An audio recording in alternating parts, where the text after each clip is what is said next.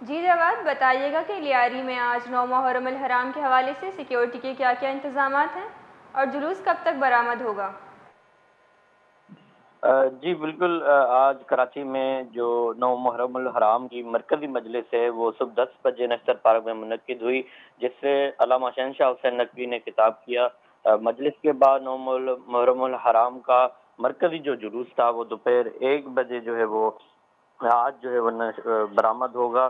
M اے جنار road پر علی امام بارگاہ ہے، اس کے سامنے جو ہے عزادار نماز ظہرین ادا کریں گے، جبکہ جلوس روایتی راستوں سے ہوتا ہوا اکھارہ در میں حسینیہ ایرانیہ امام بارگاہ ہے وہاں پر پہنچ کر جو ہے اختتام پذیر ہوگا۔